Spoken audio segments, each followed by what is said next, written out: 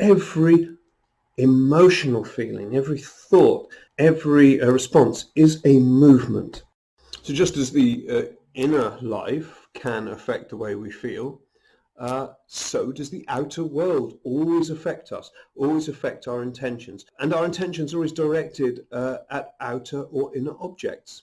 Stanislavski and Chekhov agree that everything is based on movement. All exercise is about experiencing and some form of movement.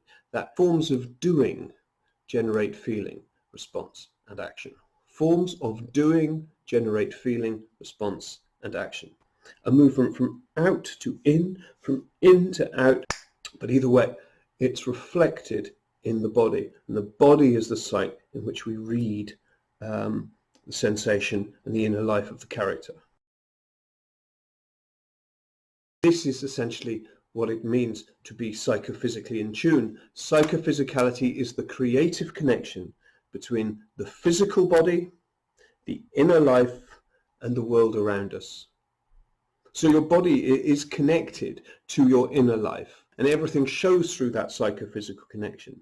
For example, if someone comes into the room that you're not expecting from outside, your body and inner life respond. Whether you like them or don't, your body will show what the inner life is expressing. Simply closing, opening. Chekhov techniques offer us very clear sets of exercises to hone our sensitivity to three areas of engagement in relation to our imagination, our feeling, and the space. But of course, in a psychophysical relationship, the space is also internal. Otherwise, we couldn't have the effect of radiating. So we come to that later, but radiation is essentially the inner space radiating out, or the outer space radiating into the body. That may seem strange to you, but if you actually examine the way you feel rather than the way you think about things, you'll see that that is a very common experience, that sometimes somebody can come in the room and you feel that you're sharing their energy, or you go to outside and you feel, I can breathe in, and you bring everything into yourself. You feel depressed, and that kind of depression you feel, even if you can't help it, it's kind of spreading out into the room around you, or your aggression. So this is radiating the energy outwards, and it's a very key part of the Chekhov process. It's also in Stanislavski, but Chekhov digs deeper into radiations. An understanding of how the inner space and the external space can operate with each other is something that really only happens through exercise, but it's also something that increases your presence as an actor. Now, the exercises at first can seem sometimes tangential to those who want to get stuck straight away into scenes. But if you're already working on scenes, they're extremely useful to be doing alongside scenes.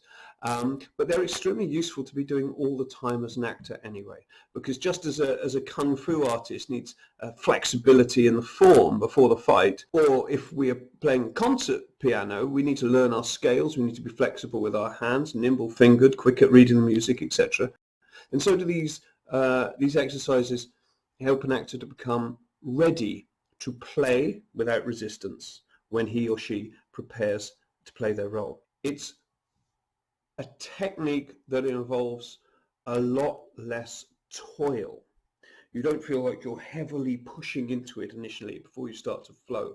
You can start with flow and then you let yourself drop into the character. It still relies on all the Stanislavski work, so don't think it's just drifting around airy-fairily in space. You still have to work on the given circumstances. You still have to look at actions, objectives, all those kind of things. But when you're actually playing with a scene, you can be much more flexible, much more intuitive, and work with the body directly. You experience these things in practice, and you build up muscles for your craft. Eventually, familiarity with these sensations will enable you to trust that they're always there for you.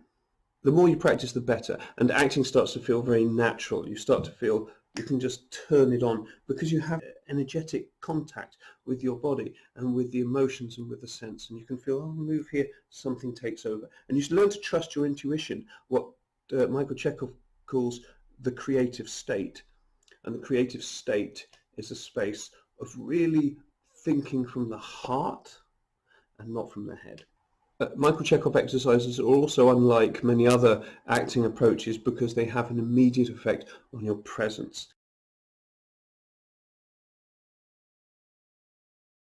So as actors, we need to be sensitive to this process. It's possible to lift the shoulders and feel nothing, or rather to be insensitive to the small changes in our inner life, but this is not the work of an actor. The actor's craft is to heighten the relationship between movement, inner life and external world. So then, if you're thinking as an actor, you put up your shoulders and immediately something will happen to your inner life. Maybe you feel tense. Maybe it's really extreme. Maybe it's quite small. And there's just a tiny movement of moving the shoulders creates a certain amount of tension. Put them back, I ease, I feel a bit more relaxed, a bit more grounded. That relaxing of the shoulders makes me feel ungrounded, a little wavy. So you start to just notice that. You can try this yourself, just tiny little micro shifts in the key segments of the body.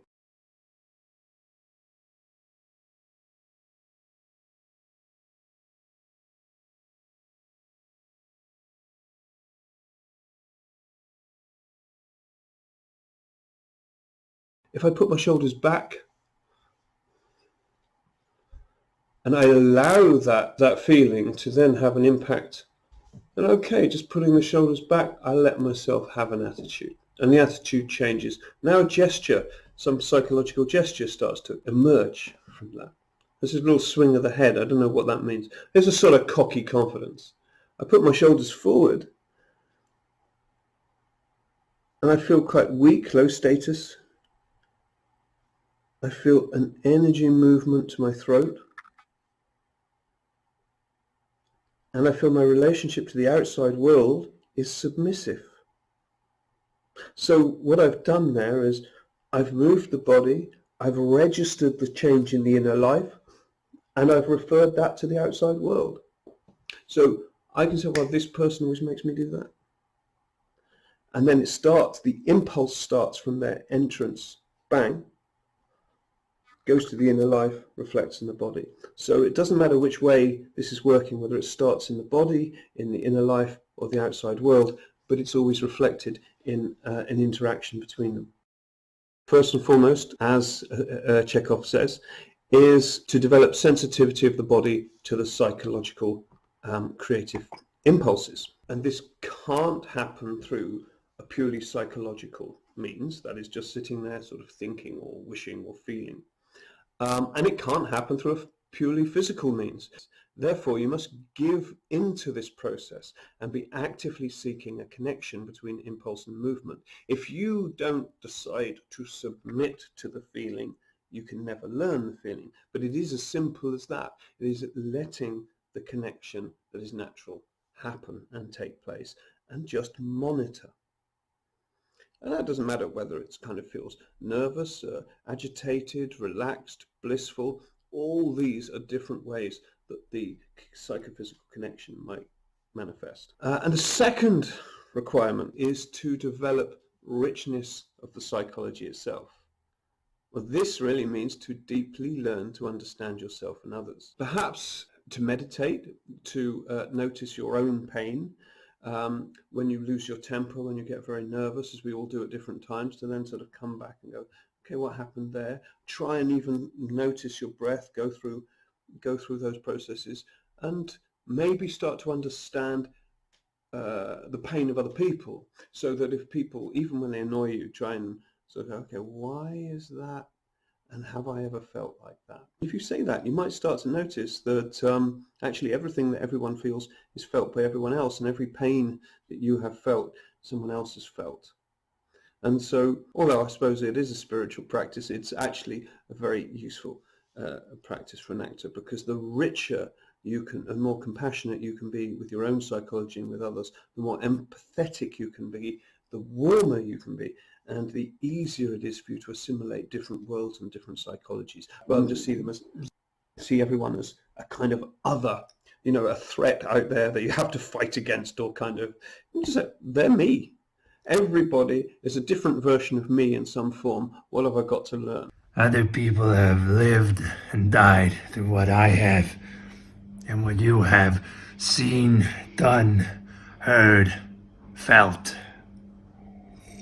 But it's also a very useful practice to just notice, even when people are really annoying you, what they're teaching you about your emotional life at that point. Because if somebody annoys you, you are easy to annoy.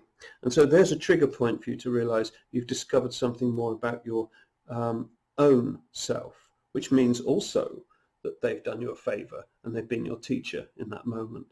So this is what he means about enriching the psychology. He means engaging with experiences, but he means really experiencing the everyday on a deeper level, a more intuitive level.